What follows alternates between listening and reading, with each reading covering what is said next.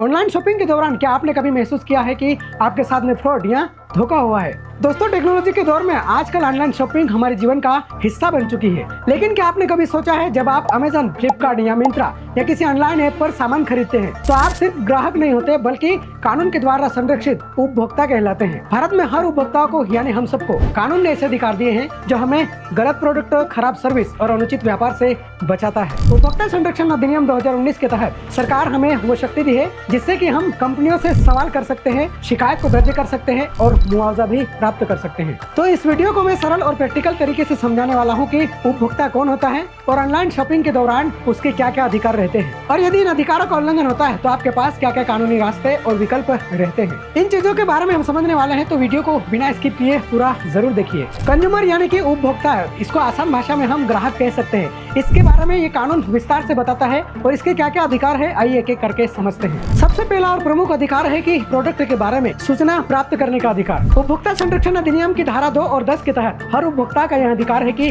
कंपनियां जो ऑनलाइन सामान बेचती हैं, हर उपभोक्ता को यह जानकारी देने के लिए बाध्य है कि उसको सही और सटीक जानकारी मिले। ऑनलाइन शॉपिंग के दौरान वस्तु की कीमत, मैन्युफैक्चरिंग और एक्सपायरी डेट और वारंटी, गारंटी और रिटर्न पॉलिसी के बारे में साफ साफ ग्राहक को बताया जाना चाहिए।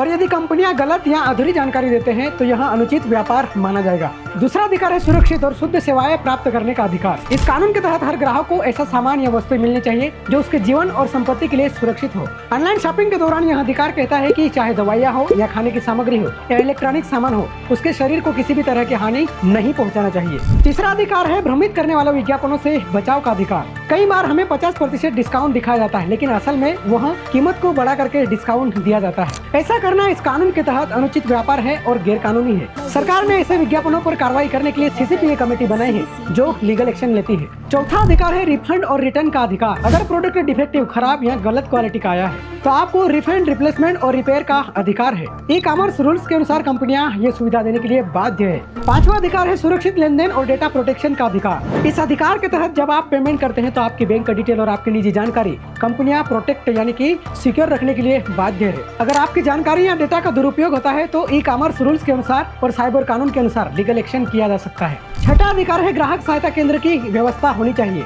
हर ऑनलाइन प्लेटफॉर्म पर ग्राहक सेवा के लिए शिकायत अधिकारी का होना अनिवार्य है। ई कॉमर्स रूल्स 2020 के अनुसार शिकायत तंत्र को बनाना मैंडेटरी है। यहाँ पर आप 48 घंटे के अंदर शिकायत दर्ज कर सकते हैं और 30 दिन के अंदर उसका समाधान प्राप्त कर सकते हैं। सातवां अधिकार है जीवन और संपत्ति की सुरक्षा का अधिकार। यह अधिकार कहता है कि कोई भी कंपनी या प्लेटफॉर्म ऐसा सामान न बेचे जिससे कि ग्राहक की संपत्ति या जीवन को खतरा हो। यह अधिकार आपको सुरक्षित करता है और आपकी संपत्ति को भी सुरक्षित करता है ताकि आपको शुद्ध प्रोडक्ट मिले। आठवां अधिकार है तय क्वालिटी में वस्तु को प्राप्त करने का अधिकार। ग्राहक को वही वस्तु मिलनी चाहिए जो विज्ञापन में क्वालिटी बताई गई हो। इस कानून के तहत यदि कोई नकली या घटिया वस्तु को बेचता है तो उसके ऊपर लीगल एक्शन लिया जा सकता है। नौवां अधिकार है अनुचित व्यापार से बचाव का अधिकार। कंज्यूमर कानून की धारा 247 के तहत अनुचित व्यापार करना गैर कानूनी घोषित किया गया है। नकली डिस्काउंट दिखाना या फिर गलत प्रोडक्ट को बेचना इस कानून के तहत अनुचित व्यापार माना गया है। 10वां अधिकार है सेवा में पारदर्शिता और सुविधा का अधिकार। यह अधिकार कहता है कि ग्राहकों को पारदर्शी, स्पष्ट सुविधाएं मिलनी चाहिए। ऑनलाइन शॉपिंग में डिलीवरी का समय साफ तरीके से बताना चाहिए